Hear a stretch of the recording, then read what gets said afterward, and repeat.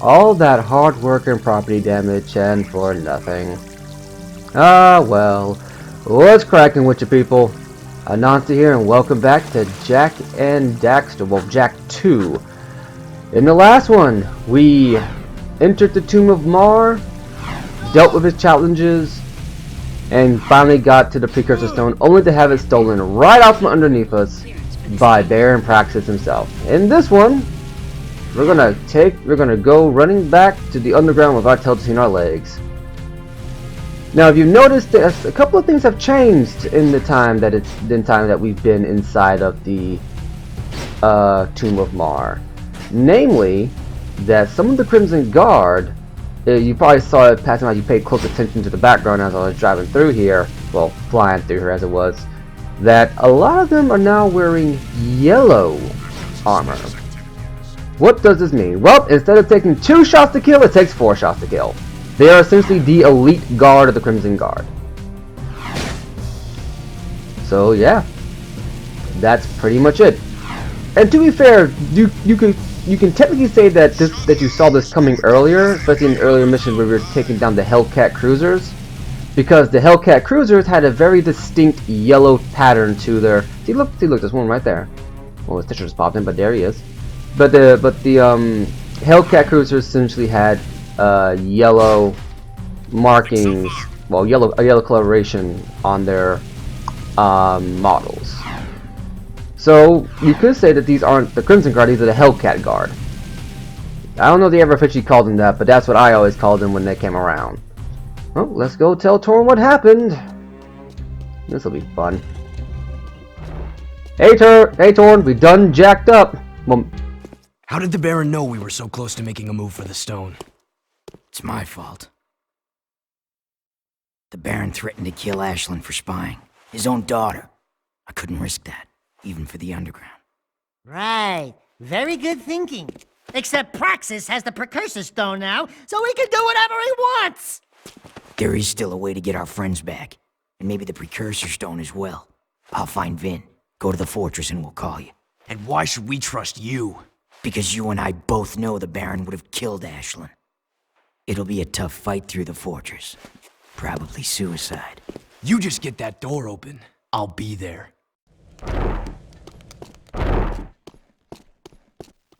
well, it looks like we're going back through the fortress. What I find interesting about this point in the story, this point in the story actually marks a very stringent shift for Torn's character. In the previous, parts, previous missions, Torn has always been the leader figure, and you can understand his responsibility here. Torn has always been this leader figure. As a result, ooh, the level 2 races. Tier 2 races. What am I trying to say again? Right, this is not the first time we actually see Torn in a more vulnerable light. Oh, also this is where we went with the tank. I like to think that the tank caused so much property damage inside the fortress that this place just became permanently walled off. But yeah, with Ashlyn, the idea was that the Baron caught Ashlyn spying.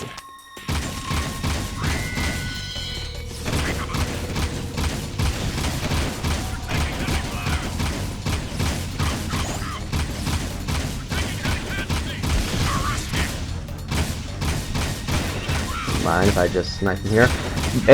But yeah, so when the Baron caught Ashlyn spying, he pretty much used that as leverage to figure out where where we were planning to make our move for the stone was, and it hints that Ashlyn and Torn had a previous relationship that the Baron used to exploit. That's all this pretty much insinuates. I'm gonna need you to stop rushing here. I don't do that Russian stuff. And as a result, Torn let that get in the way, and that's why now the Baron has the. That's why the Baron now has the stone. And I saw one commentator call this forced drama. It honestly isn't. It's another one of those things where it's like, it is one commentator from a while ago. I don't remember their name. I just remember that they called it forced drama, as it were. And my only real inclination for thinking that they did that is because of Jak 2's edgier appearance. Sorry, I was say appearance. Usually when it comes to well, we'll get to that in a second actually. But you have to hit these switches to go through here. I was wondering why they were up here and I completely forgot, but it doesn't take too much. It doesn't take too long. But yeah, so Torn gave away the secret. Now Baron has a stone. Probably the worst thing he could have done to save a friend or save someone he's close to. Be careful here. This is just like in the sewers.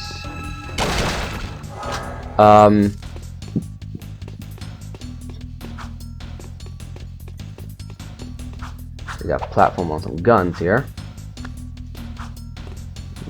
Okay. Careful here. They can't see you unless you're directly in their line of sight. It's like a T-Rex. If you don't move, they can't see you. Okay, so now I am now in a very bad spot here. Ha, you missed. Careful here, careful here, careful here, and half pipe.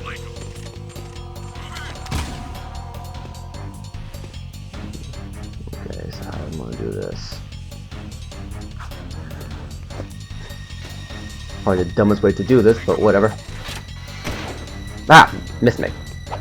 But yeah, so as a result, oh, we're doing this in reverse. Ha! You missed. You missed me again, again and again. You missed. You keep missing. Where'd you go to Stormtrooper Academy? And don't mind me. Don't mind me. Don't mind me. Ah, crap. I got shot. Who shot me?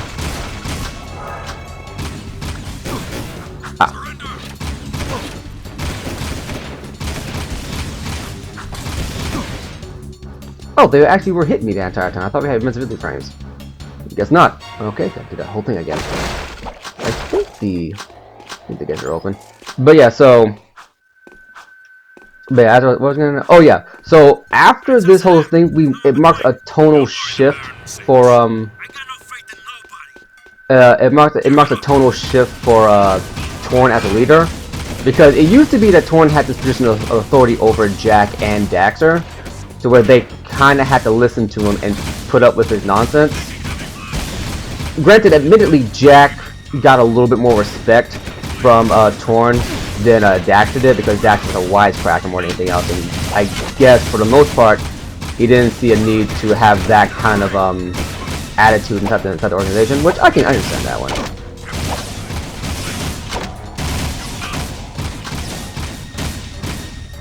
Okay,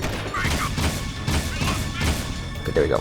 Yeah, maybe I can see that argument, but after this, Torn, he doesn't actually do his backhanded compliments anymore or his insults to Daxter, you know?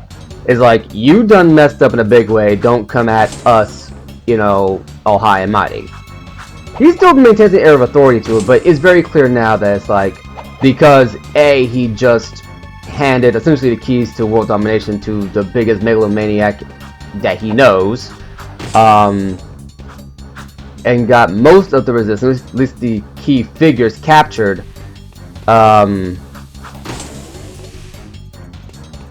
He now has to reconcile with Jak, his biggest asset, as to not lose that as well. So that's what this whole mission is about. It's just trying to get everything, trying to rescue our friends at the moment. So hopefully we can.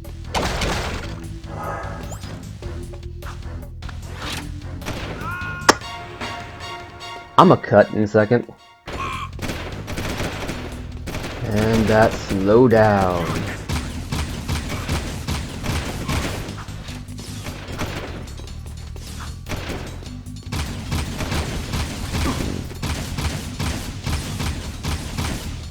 Playing this a little bit smarter right now. A little bit of health here.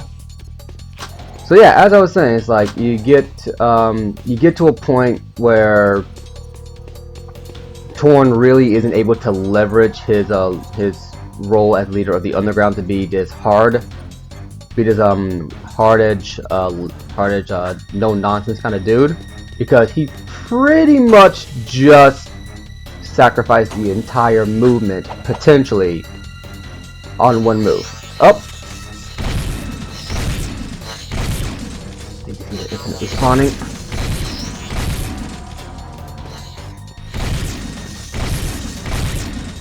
Okay. Let's go through this door here and ignore you completely. Oh, well, you know, we're back in the...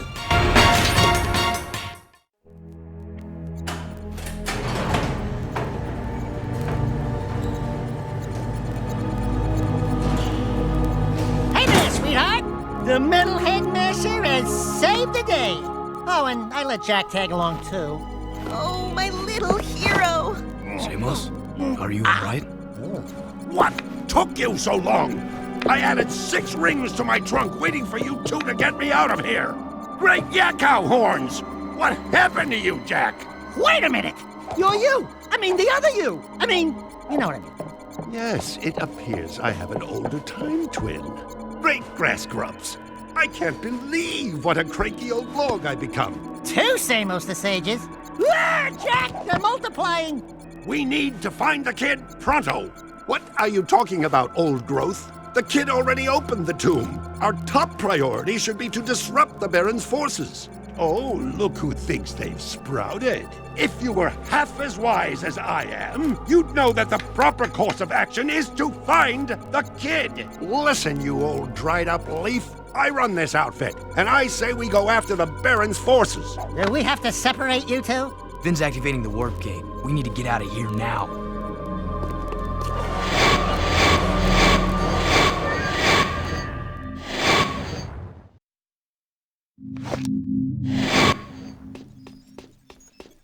Okay, no cutscene. Yeah, I have to be quiet because I don't never know when I'm going to activate one.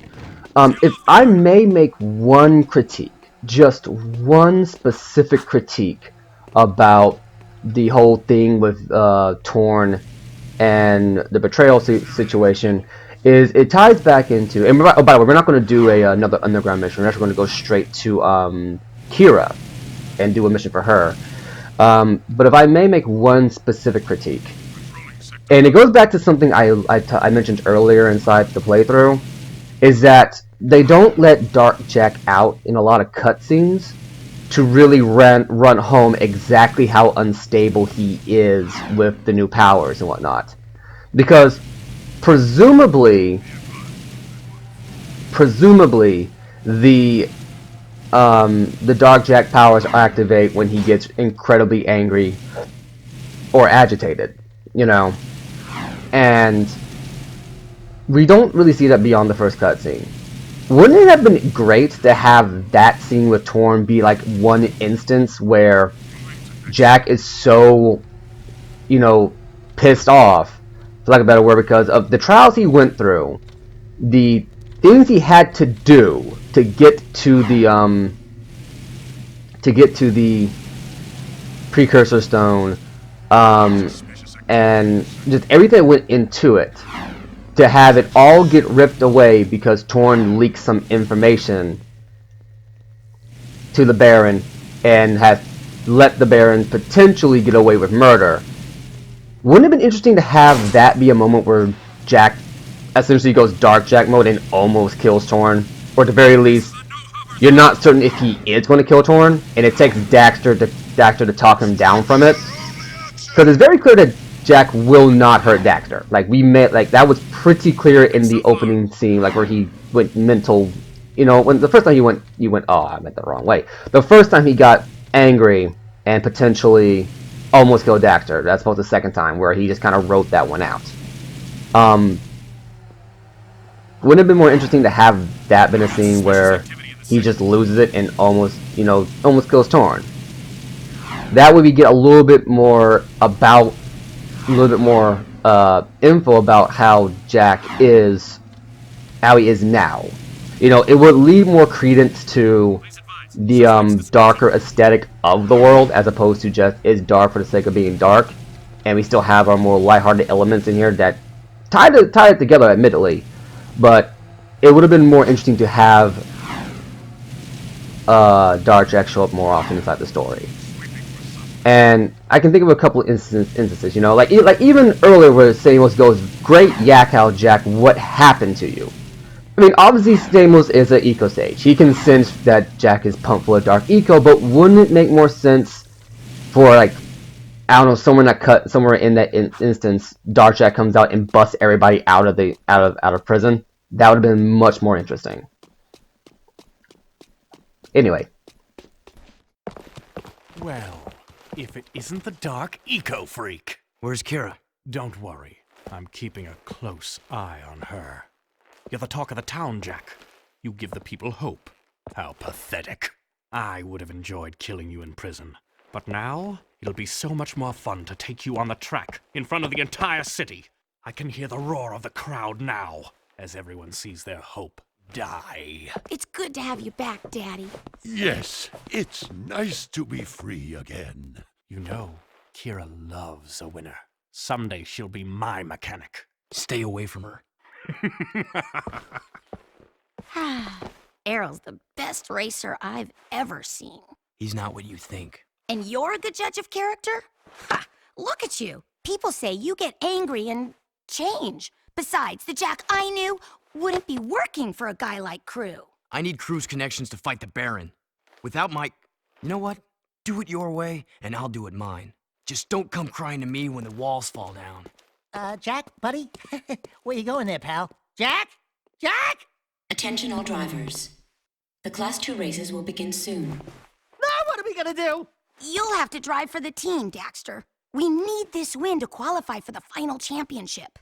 How hard can it be? Just hold on tight and point the thingy where I want it to go, right? And then there's the other thingy that makes it go fast. Fast is good. I can do this. I'm ready to race. Welcome to the hardest race in Jak 2. I do not remember all the shortcuts are, but this is by far the hardest race because the AI is a lot more aggressive now. You're going to have to make use of every single shortcut in here. So yeah, here's one.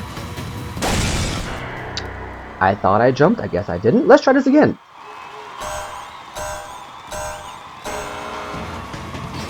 Okay, that's what it was. I hit the wrong button. That's what it was. Okay. So yeah, I actually do like the interaction back there. You know, it shows that Jack actually does care a lot about Kira, and he does not like Arrow at all. Ooh, I didn't jump at the right time. Okay. Okay, so I'm probably gonna die a couple times getting reacquainted with this track. So yeah, but I do like that little interaction back there. It pretty much shows that even though Jack is the way he is now, he still has that old soft spot for Kira. My only problem is that once again, it's one of those instances where they talk about it, but they never really show it. You know, the implication is that it's your gameplay loop. As you play the game and as you use Darkjack, people are talking about how you go, a little bit mental. But the problem is, the only instance you could arguably say that Jack does that would be instances where no one's around to see it. And it's only Arrow who really knows about it because, he was there when the things were going on. Okay, also looks like I did a little bit of damage to the bike. It's a 5-lap race. Okay, so let's see what we can do here.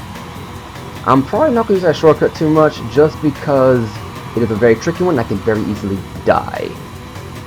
Okay, come on. I just made it. Okay.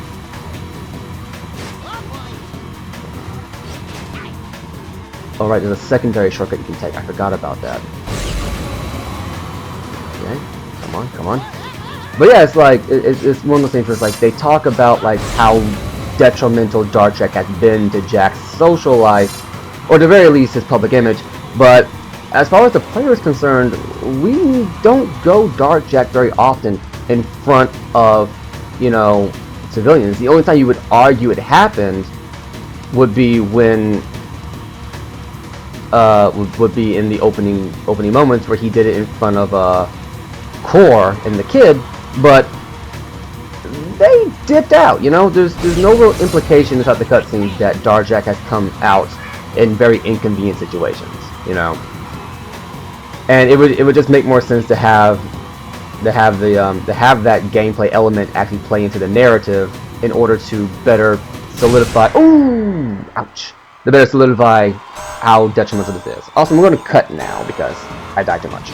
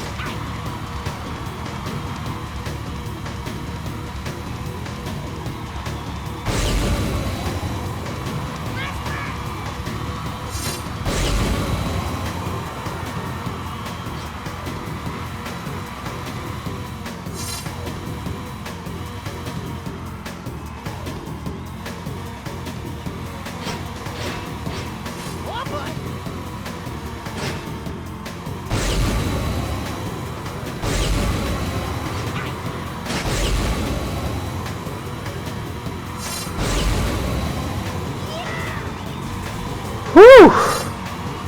Almost lost that one there.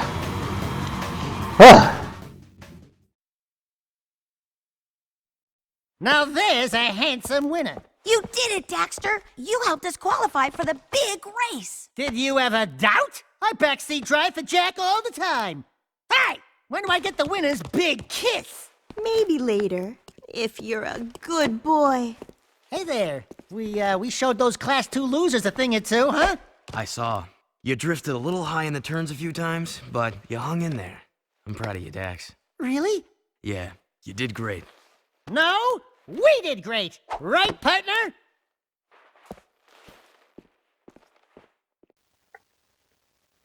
And yeah, so I'm gonna let this episode run a little bit long this time because I want to talk about that scene with Kira and Errol.